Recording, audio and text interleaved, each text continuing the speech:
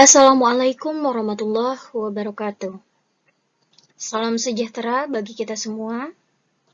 Di sini saya Imas, perwakilan dari kelompok 8 yang beranggotakan Imas, saya sendiri, dengan Muhammad Akmal Jafar.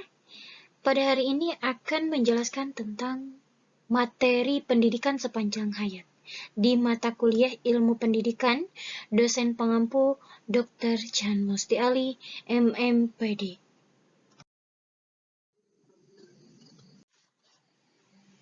Materi yang akan dibahas yaitu yang pertama ada latar belakang, urgensi, dan cakupan pendidikan sepanjang hayat.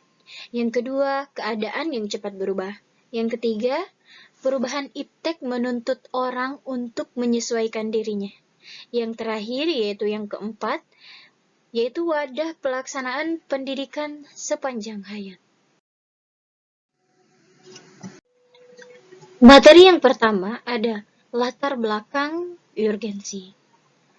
Arti luas dari pendidikan sepanjang hayat atau lifelong education itu sendiri adalah pendidikan itu tidak terhenti hingga individu tersebut menjadi dewasa, tetapi akan tetap berlanjut hingga mereka dewasa. Pendidikan sepanjang hayat menjadi semakin tinggi urgensinya pada saat ini, karena manusia perlu terus-menerus menyesuaikan dirinya supaya dapat tetap hidup secara wajar dalam lingkungan masyarakatnya yang selalu berubah-ubah. Nah, pendidikan sepanjang hayat ini juga merupakan peluang yang luas bagi seseorang untuk terus belajar agar dapat meraih keadaan kehidupan yang lebih baik. Masih di materi yang pertama, yaitu cakupan pendidikan sepanjang hayat. Itu ada 3. Yang pertama ada pendidikan telah berlangsung sejak dulu hingga sekarang. Nah, dari hal tersebut dapat dilihat bahwa pendidikan emang sudah ada gitu sejak lama. Tetapi apa yang diartikan dengan pendidikan telah banyak mengalami perkembangan sehingga perwujudannya sangat berbeda apabila dibandingkan dengan apa yang dimaksud dengan pendidikan pada masyarakat tradisional. Yang kedua, ada masyarakat tradisional tidak banyak mengalami perubahan. Kenapa? Karena anak dalam masyarakat tradisional itu tidak membutuhkan kemampuan yang lain dari yang telah ada. Karena tidak ada tuntutan untuk itu. Apa yang telah berlaku pada orang tuanya akan terjadi pula pada dirinya. Dalam masyarakat, hampir tidak ada perubahan dalam tata kehidupannya, sehingga setelah dewasa, penguasaannya itu terhadap apa yang perlu dikuasai oleh orang dewasa dapat dikatakan tuntas selesai dipelajari lewat proses pendidikan yang sederhana tersebut.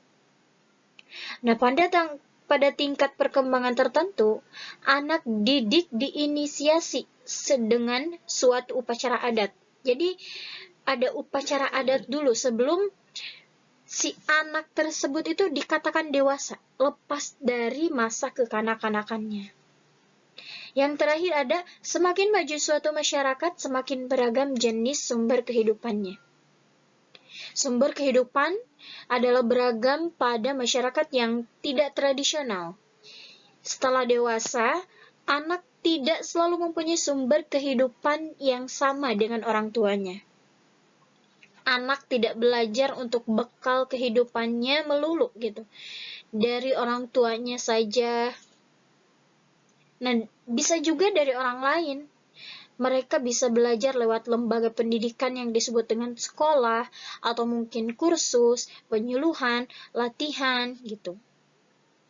Apa yang harus dipelajari oleh seseorang anak tersebut untuk dapat hidup tidak sederhana gitu seperti dalam masyarakat tradisional, yaitu berpendidikan sepanjang hayat.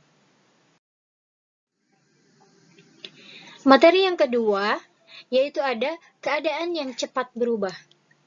Begitu cepatnya perubahan, banyak yang pandai dalam mengatakan bahwa tidak semua orang mampu melihat adanya perubahan-perubahan itu. Yang mudah kita amati adalah kemajuan teknologi yang seperti sekarang ini yang sudah kita pernah lihat gitu. Yang pada dasarnya adalah penerapan sejumlah ilmu dalam memenuhi kebutuhan hidup manusia. Nah, dapat disimak sedikit tentang perubahan kemajuan teknologi. Yang pertama, itu ada kemajuan ilmu yang mendorong. Kemajuan teknologi telah menyebabkan adanya banyak perubahan di segala bidang kehidupan. Yang kedua, ada perubahan itu tidak dapat dipandang menguntungkan.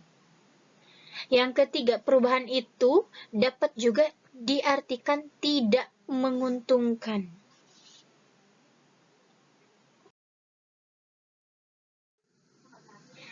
Kemajuan teknologi saat ini bertumbuh dengan sangat pesat. Jadi jangan khawatir gitu ya, kalau di zaman sekarang. Hal ini tidak bisa terelakkan lagi lantaran semakin banyak inovasi-inovasi yang telah dihasilkan dari berkembangnya ilmu pengetahuan dan teknologi ataupun iptek. Nah, hal ini tentu saja membawa dampak yang positif bagi suatu negara, sehingga bisa mendorong ke arah perkembangan lebih pesat dan memperluas wawasan serta mencerdaskan rakyatnya. Namun, emang benar, ada positifnya saja, tapi tidak ada negatifnya. Di sini kita dijelaskan, sejalan dengan hukum alam, setiap hal, sesuatu perubahan itu pasti akan membawa efek samping. Yaitu, yang tadi, setiap ada positif pasti ada negatifnya. Efek samping di sini itu, bagi setiap pihak yang terlibat dalam siklusnya, misalnya. Contohnya, wujud penyesuaian diri adalah belajar kembali. Yang kedua, semakin maju masyarakat, semakin menuntut agar warganya itu mempunyai pengetahuan yang memadai. Jadi, jika masyarakat yang maju, sudah maju pemikirannya, itu tuntutan supaya berpengetahuan yang memadai itu, warganya sudah harus mempunyai gitu. Yang ketiga, masyarakat yang lebih maju menuntut warganya belajar terus-menerus, belajar tanpa henti, dengan kata lain belajar sepanjang hayat atau bisa disebut dengan lifelong education tadi. Semakin masyarakatnya maju, itu akan menuntut warganya untuk belajar terus-menerus, belajar sepanjang hayat. Yang keempat, ada pendidikan sepanjang hayat bagi seseorang merupakan peluang maju yang tiada batas. Jadi, dalam pendidikan sepanjang hayat itu merupakan salah satu peluang untuk kita sebagai masyarakat bisa maju, namun tiada batasnya.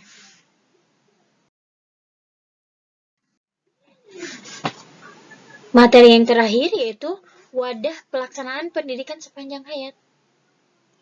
Pendidikan sepanjang hayat berwadahkan di semua lembaga pendidikan. Jadi gak hanya satu pendidikan aja, di semua lembaga pendidikan. Sumber-sumber informasinya juga sesuai dengan kepentingan perseorangan untuk memenuhi kebutuhan hidupnya. Oleh karena itu, lembaga dari pendidikan sepanjang hayat adalah lembaga-lembaga pendidikan yang selama ini kita kenal, yang sudah kita kenal. Yang pertama ada pendidikan persekolahan, baik SD, SMP, SMA maupun PT. Yang kedua ada pendidikan non-formal, seperti lembaga kursus, kejar paket A, B, maupun C, maupun lembaga kursus yang lainnya, ataupun lembaga pendidikan non-formal lainnya. Yang ketiga ada sumber informasi, baik berupa keterbitan buku, majalah, atau media massa, baik cetak maupun sajian internet. Yang terakhir, yaitu yang kesimpulan, pendidikan sepanjang hayat adalah pendidikan itu tidak berhenti hingga individu tersebut menjadi dewasa, tetapi akan tetap berlanjut hingga mereka dewasa. Keadaan yang cepat berubah dipengaruhi oleh kemajuan teknologi, yang pada dasarnya adalah penerapan sejumlah ilmu dalam memenuhi kebutuhan hidup manusia. Perubahan iptek menuntut orang untuk menyesuaikan dirinya, bisa dengan wujud penyesuaian diri, atau semakin maju masyarakat semakin menuntut warganya agar mempunyai pengetahuan yang memadai. Lalu masyarakat yang lebih maju menuntut warganya belajar terus-menerus, belajar tanpa batas, dengan kata lain, belajar sepanjang hayat. Yang keempat, yaitu yang terakhir, pendidikan sepanjang hayat bagi seseorang merupakan peluang maju yang tiada batas. Yang terakhir yaitu ada wadah pelaksanaan pendidikan sepanjang hayat. Itu wadahnya di semua lembaga pendidikan ya. Yang mungkin sekarang kita kenal yaitu pendidikan persekolahan baik SD, SMP, SMA maupun PT. Yang kedua yaitu pendidikan non-formal, baik lembaga kursus, kejar paket A, B, C maupun lembaga pendidikan non-formal lainnya. Yang terakhir ada sumber informasi baik berupa berkaitan buku, majalah, atau media massa baik cetak maupun sajian internet. Mungkin cukup sekian materi dari yang kami sampaikan dari kelompok 8. Semoga bisa bermanfaat, kurang lebihnya mohon dimaafkan. Wassalamualaikum warahmatullahi wabarakatuh.